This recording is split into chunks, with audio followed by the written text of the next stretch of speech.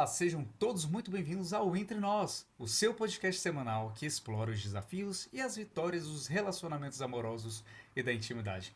Eu sou o Renato Castro, sou psicólogo clínico e sou especializado em terapia sexual e em terapia cognitivo-comportamental. E no episódio de hoje vamos falar sobre algo essencial, porém muitas vezes deixado de lado, que é como expressar as suas necessidades emocionais pode fortalecer o seu relacionamento. Já abordamos questões como comunicação e intimidade nos últimos episódios, e hoje vamos aprofundar ainda mais essa jornada de autoconhecimento e conexão. Vocês estão preparados? Porque eu estou. Então bora lá? A nossa sociedade por muito tempo nos ensinou a esconder o que sentimos. Aprendemos a reprimir então as nossas emoções por medo de incomodar, parecer fracos ou até mesmo vulneráveis. Desde cedo, nos é dito que mostrar emoções é sinal de fraqueza, especialmente em contextos onde a força e a racionalidade são valorizadas acima de tudo.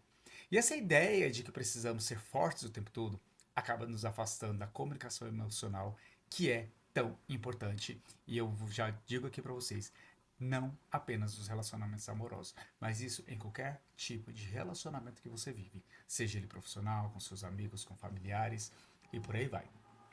Então, pense, por exemplo, em situações em que você, quando criança, você chorava e ouvia frases como não chore, seja forte ou engole esse choro, menino.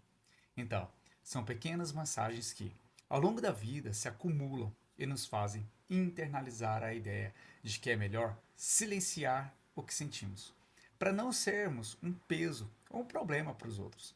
Isso cria barreiras que carregamos até a nossa vida adulta, fazendo com que muitas vezes em um relacionamento amoroso a gente hesite em falar sobre nossos sentimentos, preocupações e necessidades. Outro fator que contribui para essa dificuldade é que às vezes nem nós mesmos sabemos, não é mesmo? Exatamente aquilo que nós estamos sentindo.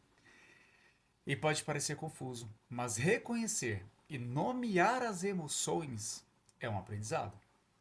Para algumas pessoas, identificar sentimentos como ansiedade, frustração ou até a necessidade de carinho é algo que pode levar tempo. Imagine uma situação em que você se sente desconfortável em casa, mas só que você não sabe exatamente o motivo. E aos poucos esse desconforto ele vira uma irritação e você começa a evitar, por exemplo, conversas com seu parceiro. Quando, na verdade, tudo o que você precisava era de um momento de acolhimento e proximidade. Mas essa falta de clareza emocional não acontece de uma hora para outra. Às vezes, nós estamos tão envolvidos em nossas rotinas, nos compromissos do trabalho, nos cuidados com os filhos, que ignoramos completamente nossos sentimentos. Aprender a parar, respirar e perguntar: o que eu realmente estou sentindo? É um primeiro passo para criar uma conexão mais profunda consigo mesmo e a partir daí conseguir se comunicar de forma mais clara com o outro. Quando não conseguimos falar sobre o que sentimos, acabamos criando um ambiente de incerteza no relacionamento. O outro tenta adivinhar, interpretar os sinais ou muitas vezes simplesmente não entende o que está acontecendo. Isso pode gerar frustrações de ambos os lados. E com o tempo, eu lhe asseguro, começa a criar uma sensação de distanciamento. Por exemplo, uma paciente que atendi uma vez me contou que sempre estava se sentindo sobrecarregada com as tarefas de casa e com o trabalho. Em vez de pedir ajuda ao marido, ela se isolava. Achava que, ao falar, estaria sendo exagerada ou mandona. O resultado? Ela ficou cada vez mais cansada e distante. Enquanto o marido, sem entender o que estava acontecendo, começou a se afastar também emocionalmente. Ele achava que o problema era ele, que ele não queria estar, que ela não queria estar com ele. E a falta da comunicação emocional, nesse caso, quase levou o casal a um ponto de ruptura. Outro exemplo que vejo com frequência é o seguinte: um parceiro ele passa por dificuldades no trabalho, ele está se sentindo desvalorizado, mas não consegue comunicar isso. Ele se fecha, tentando então lidar com a situação sozinha. Com o tempo, a frustração ela vai crescendo. Tudo aquilo que você guarda vai crescer. né? E ele começa então a ficar mais irritado em casa, mas sem nunca falar sobre o que ele realmente está sentindo ou o que está incomodando ele. Então o parceiro, por outro lado, acha que essa irritação é um reflexo do relacionamento e começa a se sentir inseguro, achando que o amor está acabando. No final, ambos estão sofrendo por algo que poderia simplesmente ter sido resolvido com uma simples conversa. E agora eu quero que você pense no oposto. Quando você consegue expressar suas necessidades emocionais de maneira clara e genuína, algo incrível acontece. O relacionamento ele se fortalece. Ao abrir espaço para esse diálogo, ambos os parceiros conseguem entender melhor o que o outro está sentindo. E com isso, surge uma conexão emocional ainda mais profunda. Vamos pegar um exemplo que eu mencionei antes, para vocês entenderem bem o que eu quero falar aqui. Quando aquela pessoa ali finalmente decidiu falar com seu marido sobre o que estava sentindo, ele ficou surpreso, porém aliviado. Ele não sabia o quanto ela estava se sentindo sobrecarregada. E o mais importante, não sabia que ela precisava de ajuda. E tem uma expressão que diz que até o óbvio precisa ser dito. Às vezes você acha que o outro está vendo que você está sobrecarregado, mas não é função do outro adivinhar as coisas. É função sua falar, expressar sua necessidade emocional para que o outro cumpra então com essa sua necessidade. E ainda nesse exemplo, né, com essa conversa, eles conseguiram, por exemplo, dividir melhor as tarefas. O que não só aliviou o peso para ela, mas também trouxe mais parceria e cumplicidade para essa relação. E esse é um ponto essencial. Expressar sentimentos como eu me sinto sobrecarregado ou eu estou precisando de mais apoio não apenas alivia a tensão interna, mas também permite que o outro saiba como agir para poder te ajudar. E o relacionamento se torna um ambiente mais seguro, onde ambos podem ser autênticos e vulneráveis. E a vulnerabilidade, ao contrário do que muitos pensam, não enfraquece. A vulnerabilidade, ela fortalece laços. E quando somos vulneráveis com o outro, nós abrimos espaço para que o outro também se sinta à vontade, para ser ele mesmo, sem máscaras. E eu sei que nem sempre é fácil saber por onde começar. Por isso, quero compartilhar aqui algumas estratégias com vocês hoje que podem ajudar você e seu parceiro a darem os primeiros passos nessa direção. Primeiro, comece então identificando o que você está sentindo. Isso pode parecer básico, mas é fundamental. Pergunte a si mesmo: o que eu estou precisando agora? Seja apoio, carinho ou até mesmo espaço. Quando você consegue nomear a sua necessidade, fica mais fácil de comunicá-la. Um exemplo real disso é de uma pessoa que tive um bate-papo recentemente.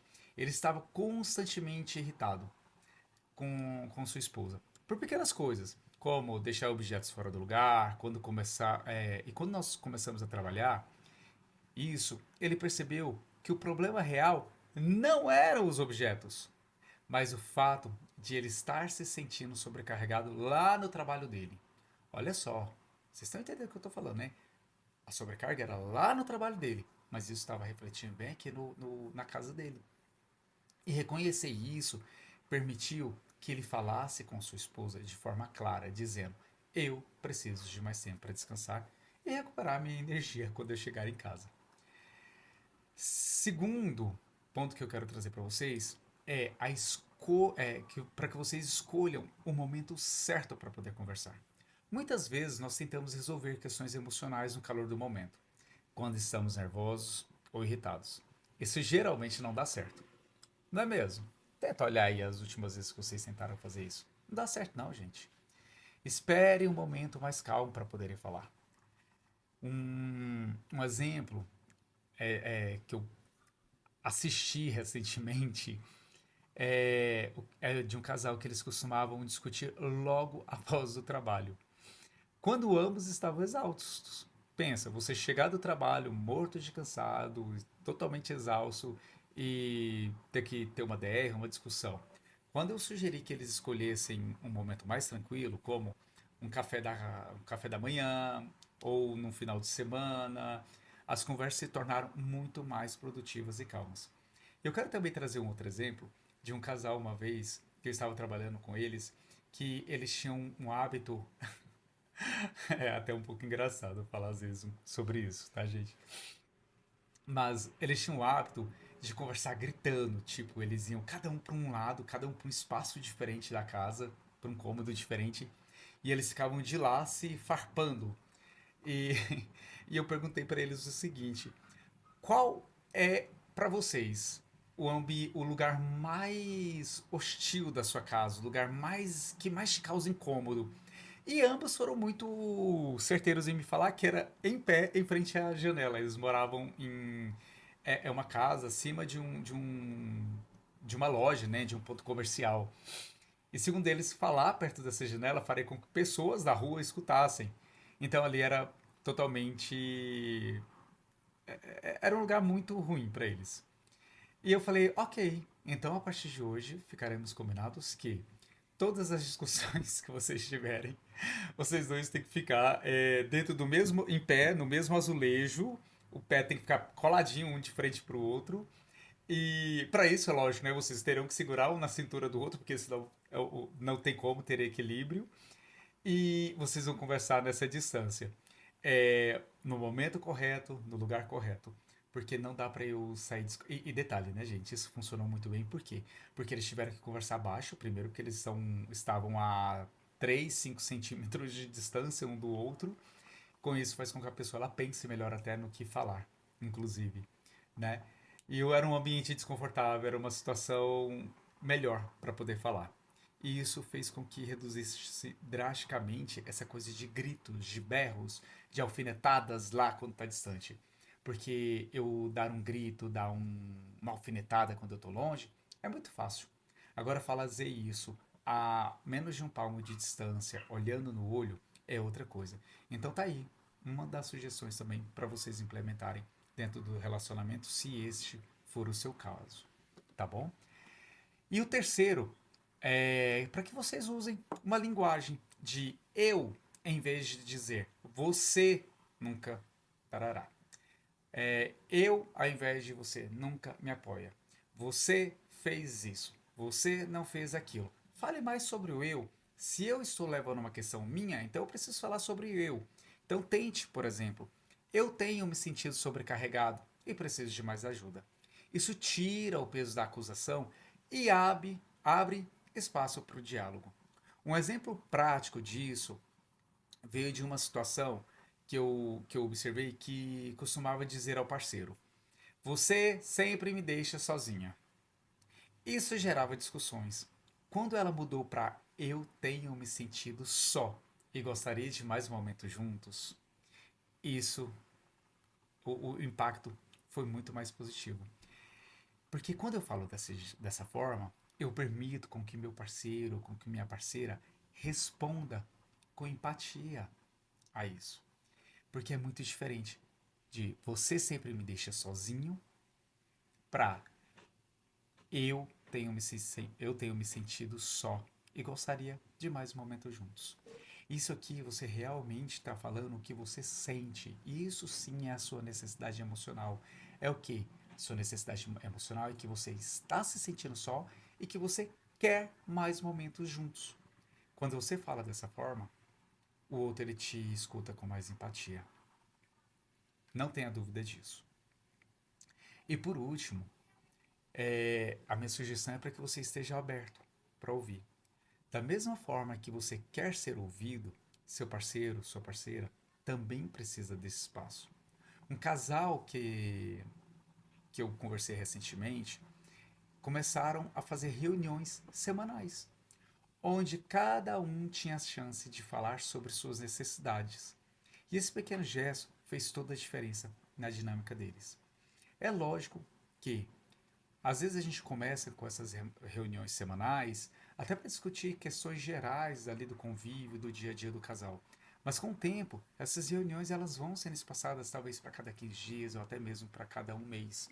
Mas é importante que isso seja feito. E Uma vez que você começa a expressar suas emoções, é importante manter essa prática no dia a dia. A comunicação emocional é um processo contínuo, não algo que acontece uma vez e pronto. Eu vou fazer essa reunião ali, Renato, que você deu como exemplo, uma vez e pronto, acabou. Não, não é assim. A cada nova situação, novas necessidades surgem e é preciso manter o diálogo aberto.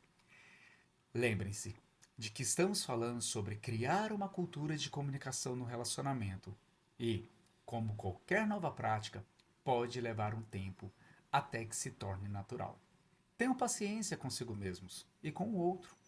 Um casal que eu conversei recentemente desenvolveram um hábito de fazer check-ins emocionais, em que perguntavam um ao outro: como você está se sentindo hoje?